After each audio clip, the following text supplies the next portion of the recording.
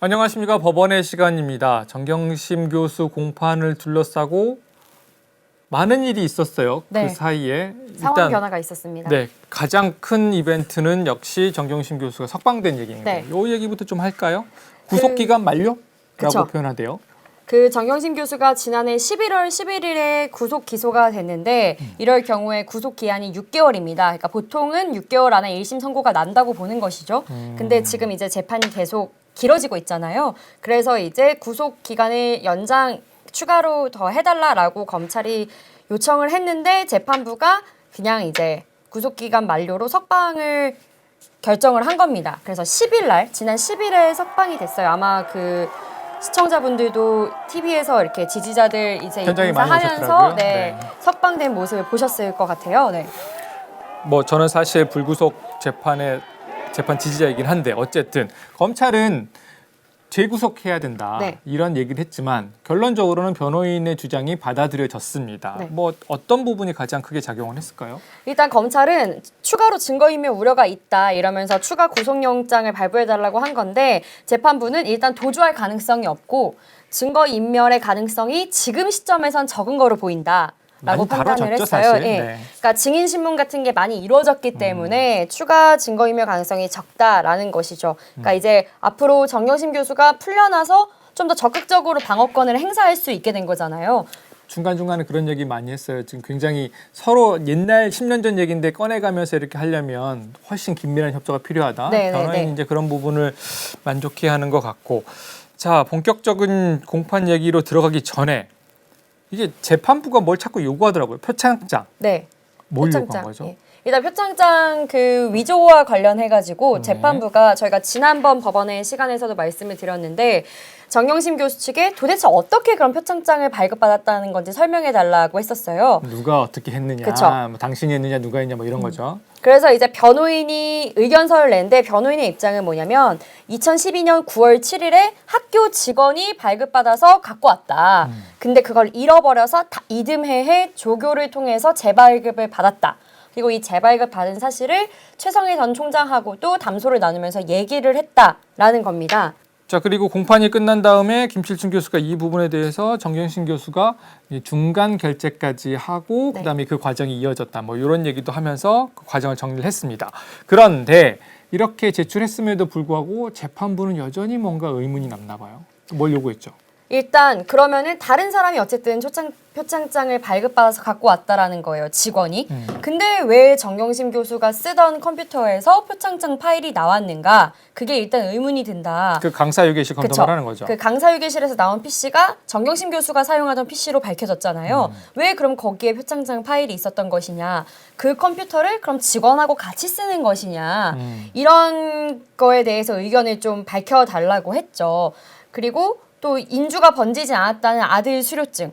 이거는 그럼 지금 어디 있느냐? 이거는 잃어버린 게 맞느냐? 통화 과정에 나왔던 얘기인 거죠? 그 네네네. 그 부분에 대해서도 어쨌든 간에 그 부분을 추가로 좀 변호인에서 밝혀달라고 했습니다. 자, 이렇게 해서 표창장 위조와 관련된 부분들이 계속해서 논란이 되고 있어요. 조금씩 정리가 돼갖고는 있지만 어쨌든 자, 그리고 본격적으로 이제 공판 얘기를 해보겠습니다. 4월 29일 날 11차 공판, 5월 7일 날 12차 공판이 있었어요. 동양대, 공주대, 이번엔 단국대로 넘어가죠. 네. 어떤 얘기들 누가 나왔나요?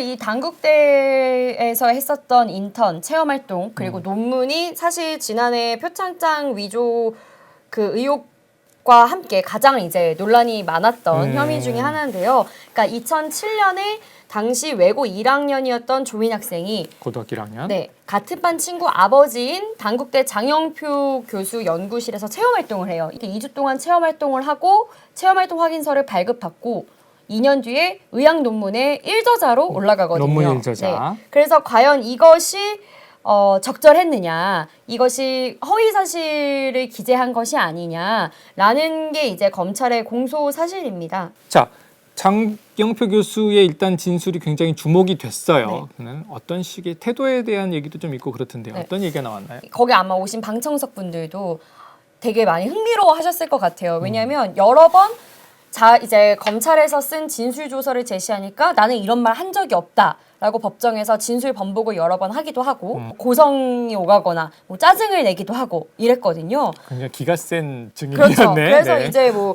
재판부가 여러 번 경고도 하고 여기 지금 증인 변명하는 자리가 아니다. 증인이 피고인 변호인이냐 뭐 이렇게 주의를 주기도 한 그런 증언이었거든요.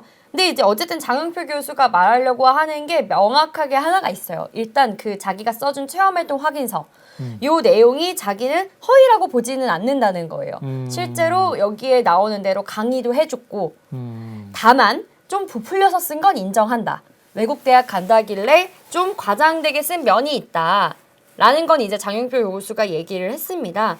정경심 교수 변호인들이 계속 이야기하는 그런 맥락에서 되게 증언을 많이 한 듯이 느껴지네요. 그렇죠. 이제 실제로 뭐 약간 과장되긴 했어도 뭐 다 강의도 하고 이 친구가 열심히 했다라는 거예요. 그런 얘기를 했습니다. 자, 그러면 일단은 장 교수가 그렇게 했는데 일단은 검찰이 혐의는 지금 명확하게 하고 있잖아요. 네. 이 부분에 대해서 이 체험활동 확인서에 관련된 부분인데 이게 뭐라고 어떻게 돼 있는 거죠? 이 체험활동 확인서에 조민 씨가 어떻게 활동했다가 나와 있는데 검찰이 가장 허위 사실이라고 주목을 하는 게 이 어떤 연구에 연구원의 일원으로 조민 씨가 참여했다라는 부분이에요. 네, 그러니까 어떤 연구원이냐. 그 과연 고등학생 1학년이 연구원의 일원일 수 있겠냐는 거예요. 그러니까 검찰은 이 조민 씨가 2주 동안 뭐 PCR 검사 같은 걸 2번 정도 해보고 이걸 그냥 체험을 한 거지. 연구원의 일원이라는 건 논문도 같이 써야 되는 건데 그러니까 나중에 그 논문의 일저자에 등록이 등재가 된 거잖아요. 그러니까 이 논문에 등재될 정도의 연구원의 일원이었다라고 할 수 있냐. 이 사실이 허위 사실이라는 얘기를 지금 검찰이 하고 있는 거거든요. 근데 이제 여기에 대해서는 어쨌든 장영표 교수는 뭐 자기 판단은 그렇게 써줄만 했다라는 얘기를 하는 것입니다. 예. 자, 그러면 이 장영표 교수는 논문 일저자, 이 논란이 된 논문 일저자에 대해서는 어떻게 얘기를 한 건가요? 그 장 교수가 굉장히 언성을 높이면서 말한 게 논문에 누구를 일저자로 올려주고 이저자로 올려줄지는 책임 저자인 내가 결정하는 거다. 그런데 조민 학생한테 이런 걸 다 이제 이해할 기회를 줬고 자기 생각에는 조민 학생을 올리는 게 타당하다고 생각해서 올린 것이다. 근데 이제 그런 얘기는 했어요. 뭐 당시에도 고등학생을 올리는 게 조금 뭐 지나치다라고 생각한 면은 있었지만 어쨌든 이 판단은 자기가 하는 거라는 겁니다. 예. 그러니까 올릴만 해서 올렸다라는 얘기입니다. 예. 알겠습니다. 대학원생도 나왔죠. 네. 근데 이때 이저자로 기재된 이 실험을 그 주관했다고 할 수 있는 그 박사가 나왔는데요. 이 박사가 조민 씨는 그냥 날에 따라서 실험을 한 것이지 논문에 기여도는 없다고 증언을 했어요. 근데 이제 이 증언에 대해서도 장영표 교수는 아니 그 사람은 주 연구자가 아니다 하면서 그 사람이 뭐 그런 걸 판단할 수 있는 위치가 아니라고 했어요. 그러니까 나만 이 누가 논문 저자를 올릴지를 결정할 수 있다는 거예요. 그러면서 얘기한 게 그 엑스레이 기사가 병원 가면 있는데 엑스레이 기사가 엑스레이 나보다 훨씬 잘 찍지만 그 사람은 이 엑스레이를 왜 찍는지도 모르고 이거를 어떻게 이용하는지 모른다. 그러니까 한마디로 그 박사는 그냥 실험만 한 사람이지 주 저자가 아니라는 거예요. 그러니까 엑스레이 기사가 의사는 아니지 않느냐 그렇죠. 그 얘기네요. 말입니다. 네. 그러니까 나만이 의사고 내가 이 저자를 결정하는 거다라는 자, 얘기죠. 검찰은 일단 어떻게 하여튼 보면 논문 일저자라고 쓴 게 아까 공소사실에 있던 연구원의 일원이다라는 부분 이게 이제 허위라는 걸 갖다가 증명하기 위해서 이렇게 계속 얘기를 하는 것 같은데 변호인은 딱 그 얘기더라고요. 논문 얘기 그만해라. 네.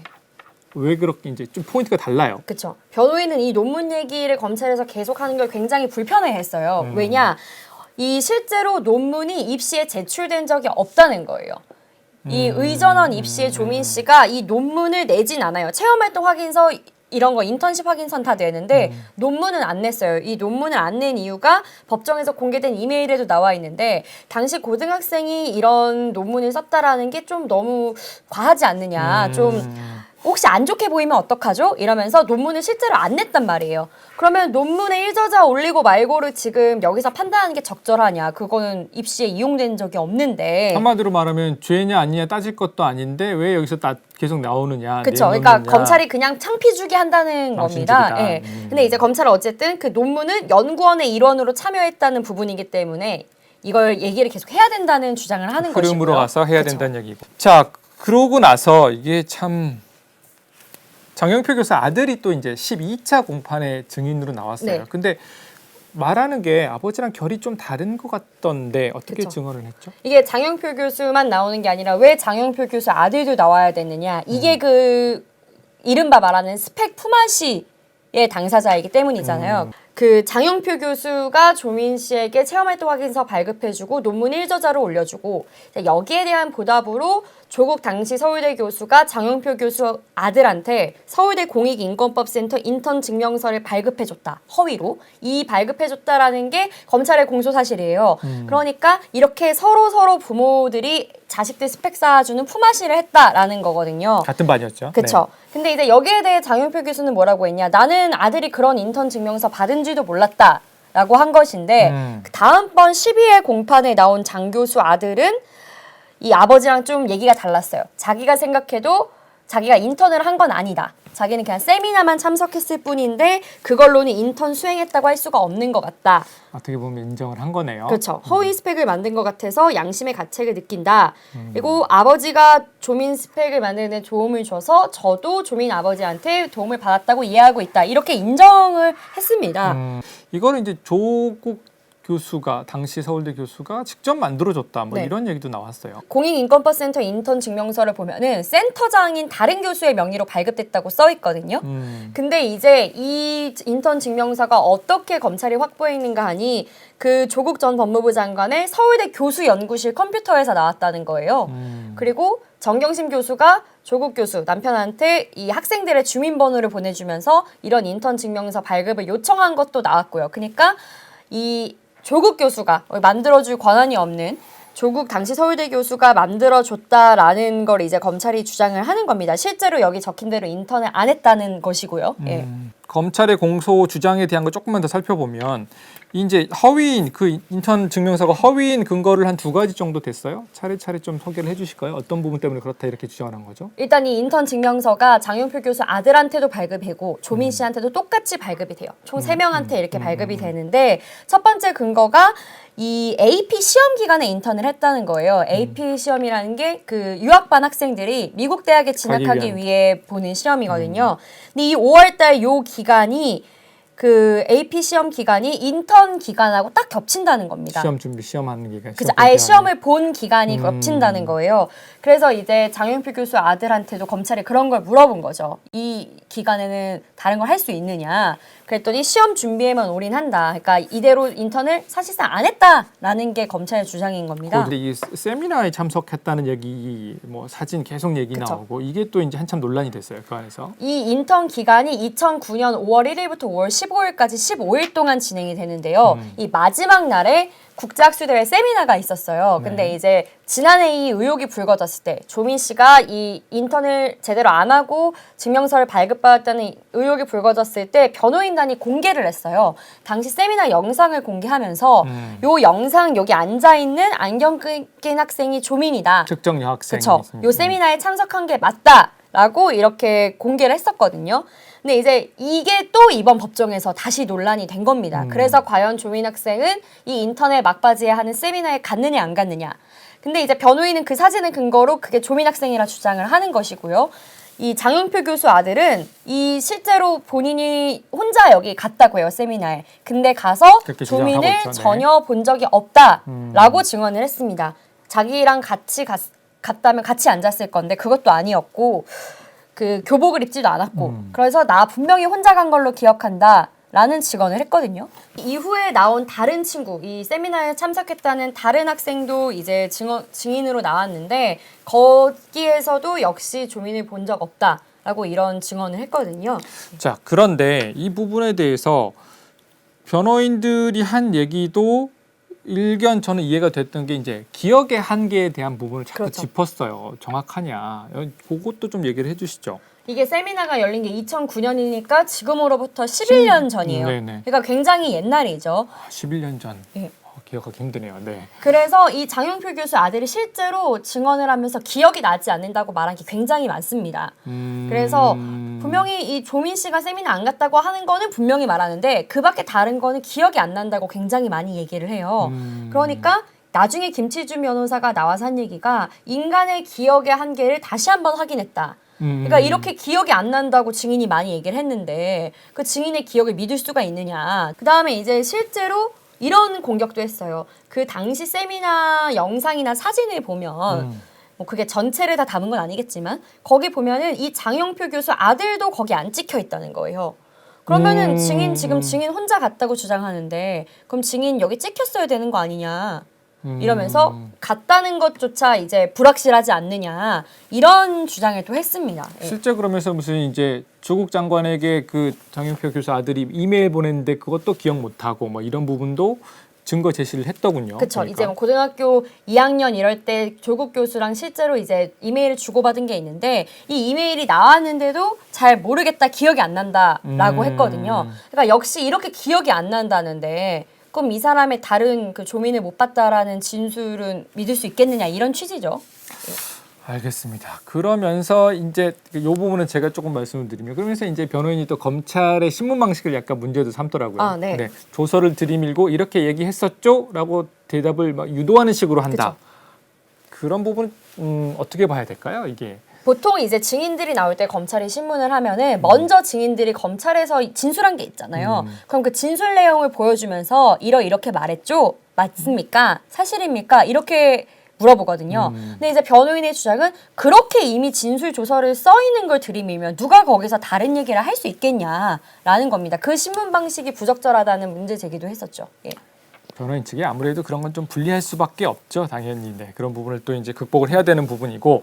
자, 12회 공판에서 그리고 중요한 증인 중에 한 명이 대한병리학회지의 편집위원장이 또 나오기도 그쵸. 했어요. 이 사람은 이제 아까 얘기를 좀 돌아가면 이제 논문과 관련 있죠. 그렇죠. 이 논문이 대한병리학회지에 오른 논문인데요. 이게 올해 취소가 됐어요. 그러니까 이 조민 네네네. 씨가 일저자로 오른 논문이 취소가 됐거든요. 이 교수가 이 논문을 왜 취소했냐? IRB 승인을 받지 않아 연구 부정행위에 해당한다. 그렇기 때문에 논문을 직권으로 취소했다. 이런 어떻게 보면 검찰 쪽에 유리한 그러니까 이 논문 올리는 게 부적절했다라는 그런 증언을 한 것이죠. 여기에 대해서 또 변호인이 한번 뒤집기를 시도를 시도를 했죠. 했죠. 네네. 예. 요거를 제가 김칠준 변호사가 공판이 끝나고 한 얘기인데 그대로 한번 읽어드릴게요. 이제 그 증인에 관련된 얘기인데 오늘 증인도 조민이 썼던 논문 초록에 비춰보면 인턴 증명서가 거짓은 아니라고 명백히 얘기했다. 전 이걸로 오전 증인 신문도 게임 끝이라고 생각합니다. 이거 굉장히 강하게 맞아요. 얘기했어요. 강하게 얘기했어요. 네. 예. 이 증인한테 마지막에 변호인들이 계속 물어본 것도 여기 이런 초안에 나온 대로라면 이런 활동을 했다고 볼 수 있죠? 라는 그런 어떤 증인의 판단을 구한 거예요. 이 증인이 실제 입시 담당자는 아니었지만 그런 판단을 구했고 이제 증인이 뭐 저는 뭐 잘 모르지만 여기 나온 거면은 뭐 그랬겠죠 이런 식으로 대답을 하거든요. 그래서 이제 거기에 대해 변호인은 이로써 체험활동 확인서나 이런 게 허위가 아니라는 게 입증이 됐다고 생각을 한다 이렇게 얘기를 한 것입니다. 예. 중간에 그러니까 이제 계속 변호인들이 얘기했던 뭐 PCR 증폭 실험 2주간 일단 하여튼 연구실에 갔던 부분 이런 거는 체험활동 확인서에 들어가 있다면 그거는 허위가 아니니 그 공소 사실 자체는 뭐 위법한 게 아니다 처벌할 수 그렇죠. 있는 부분이 네. 아니다 그렇게 계속 주장을 한 거군요. 조국 전 장관에 대한 공판도 시작이 됐고 또 정경심 교수가 석방이 됐습니다. 법원의 시간 이제 12차까지 진행이 됐는데요. 12차 공판까지 진행이 됐는데요. 앞으로도 계속 매주 공판이 진행이 됩니다. 더 자세한 얘기를 가지고 다음 시간에도 만나 뵙도록 하겠습니다. 고맙습니다.